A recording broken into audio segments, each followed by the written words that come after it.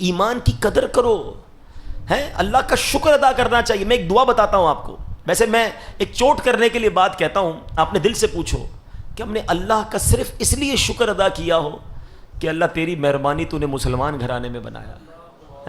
ہم میں سے بہت ساری شکوے ہیں، پیسے نہیں دیے، یا اللہ گاڑی نہیں ملی، بنگلہ نہیں ملا، کاروبار نہیں ملا. ارے سب مل جاتا، اگر ایمان نہ ملتا تو میں کدھر جاتا؟ میں اربوں پتی ہوتا اور خدا نہ خواستہ کسی غیر مسلم گھر میں پیدا ہوتا، میں کیا کرتا؟ ایمان سے بڑھ کر کچھ نہیں ہے. ساری دنیا کی دولت ایک طرف، ایمان کی دولت ایک طرف. اور ہمیں تو بن مانگے ملا نا. نو اسٹرگل، نو پرابلم. پڑھو تو صحیح صحابہ کرام کو. حضرت خباب رضی اللہ عنہ کے بارے میں آتا ہے، ایک بار آپ کی پیٹھ ہے نا، کرتا انہوں نے اٹھایا تو اس پہ وائٹ وائٹ نشان تھے. حضرت عمر نے کہا خباب یہ تمہیں کیا ہوا؟ کہ عمر تمہیں کیا معلوم، تم تو اس وقت ایمان بھی نہیں لائے تھے. جب میں مسلمان ہوا نا تو میرا آقا مجھے چلتے ہوئے کوئلوں پر لٹاتا تھا.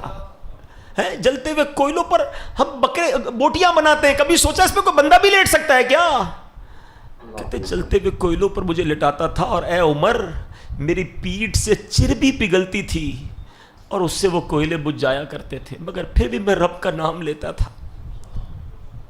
حضرت عمر کہتے ہیں خباب یہ پیٹھ لاؤ، میں اسے چومنا چاہتا ہوں جو اسلام کی خاطر جلائی گئی ہے.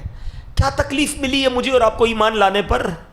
کیا پرابلم آئی ہے مجھے اور آپ کو ایمان لانے پر؟ مگر وہ مار کھا کر بھی نماز پڑھتے تھے. ہم اے سی میں اور پنکھوں میں بھی نماز نہیں پڑھتے. وہ قرآن پڑھتے تھے. آپ کو پتا ہے میرے آقا جب قرآن پڑھتے تھے کفار کیا کرتے تھے؟ اور ان لڑکے رکھے ہوئے تھے کہ نبی پاک قرآن پڑھے تو تم شور مچانا، تم تالیاں بجانا، تم یہ کہنا معاذ اللہ یہ جھوٹا ہے، اس کی بات نہ سنو. ان کو ڈر تھا کہ ان کی تلاوت لوگ سن لیں گے تو ایمان لے آئیں گے.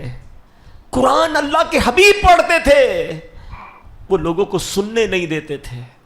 اگر آج ہمارے گھروں میں قرآن موجود ہے، ہم قرآن نہیں پڑھتے.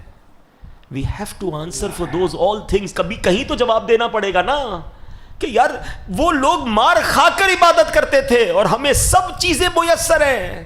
مسجدیں ہماری گلیوں میں ہیں، اذانیں ہمارے پاس ہو رہی ہیں، مگر ہمارے پاس نماز پڑھنے کا ٹائم نہیں، مسجد میں جانے کا ٹائم نہیں، قرآن کھولنے کا ٹائم نہیں. پھر سب سے بڑی بات یہ کہ ایمان کی قدر تو کرو نا یار. اتنا آسانی سے مل گیا تو قدر ہی ختم ہو گئی. آج کسی کو احساس ہی نہیں ہے. آپ کو پتہ ہے اللہ کے حبیب علیہ الصلوۃ والسلام یہ دعا کیا کرتے تھے، یا مقلب القلوب ثبت قلبی علی دینک.